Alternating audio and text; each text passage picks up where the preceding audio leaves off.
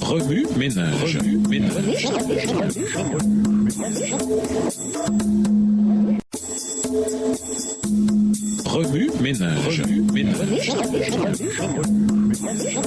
Bienvenue dans votre émission Remue ménage. Moi, un son de mercredi, invité, Jésus l'artiste blessé des âmes. Notre passage de cette semaine nous a donné une nouvelle imagerie et un nouveau langage pour raconter l'histoire séculaire et admirer son héros. Tous les descendants d'Adam tombés au combat sont nés sans qu'ils en soient responsables spirituellement mutilés. Un voile recouvre leur cœur de pierre contre les appels spirituels. Leur esprit est aveuglé et obscurci, au verset 14, aux choses spirituelles. Leurs veines sont remplies d'encre, pour ainsi dire. Ils croient pouvoir se suffire à eux-mêmes, bien qu'à leur insu, ils soient condamnés et destinés à la mort. Une force sinistre a cruellement conçu leurs conditions et leur destinée maléfique. Pourtant, à l'origine, ils avaient été destinés à être beaux, extraordinaires, à vivre éternellement, à être à l'image et à la ressemblance de leur Créateur, compatissant, miséricordieux, aimant, animés d'un esprit de pardon, traitant l'ensemble de la création comme ils voudraient être traités. Ils étaient à sa place. Malgré la chute, Dieu n'a oublié aucun des descendants d'Adam. Ils voudraient être traités s'ils étaient à sa place. Ils voudraient être traités s'ils étaient à sa place. Malgré la chute, Dieu n'a oublié aucun des descendants d'Adam. Il est, en autre chose, un artiste. Ses mains gravement blessées ne le détournent pas de son plan visant à les restaurer selon le plan d'origine. Des cœurs tendres et sensibles à chaque impulsion de son esprit, trouvant en lui leur suffisance absolument fiable dans un monde qui a été détourné par le mal. Sa magnifique loi écrite gravée par l'Esprit du Dieu vivant sur les tablettes de leur cœur, 2 Corinthiens 3, verset 3. Cela résulte en une vie de justice, aussi naturelle que la respiration. Une vie en relation avec Dieu et avec les autres, sans aucun voile d'aucune sorte entre eux, et en l'assurance de la vie éternelle dans un monde et un univers conçus pour leur bonheur. Comment Jésus les fait-il passer d'une condition à l'autre? Par quel mécanisme cette transition se produit-elle? Simplement par sa présence, par l'intermédiaire de son esprit qui agit parmi eux et en eux. Tout d'abord, il répand en tout lieu l'odeur de sa connaissance, 2 Corinthiens 2, verset 14, version Semeur. Il expose chaque être humain, indépendamment de sa date et de son lieu de naissance, à la bonne odeur de Christ,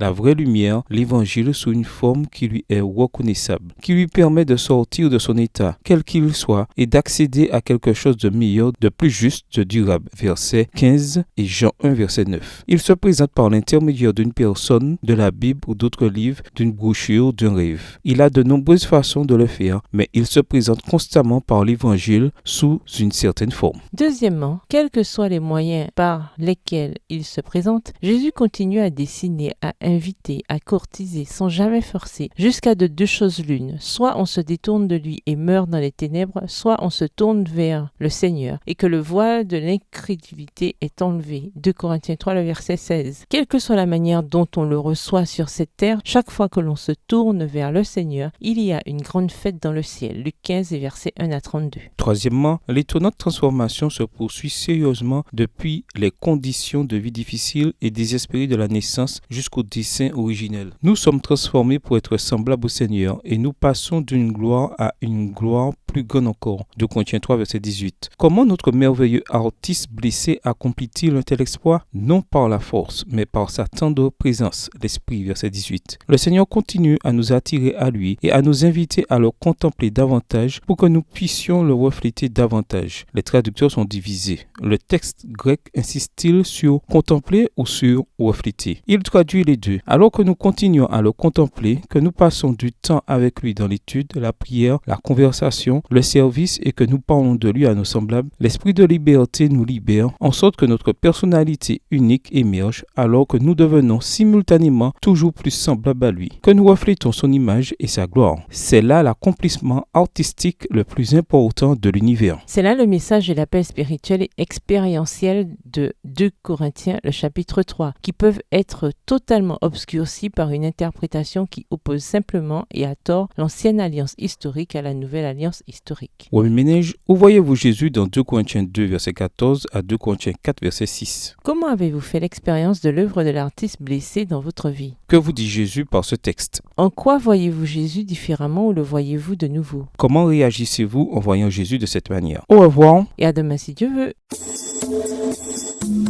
Remue ménage.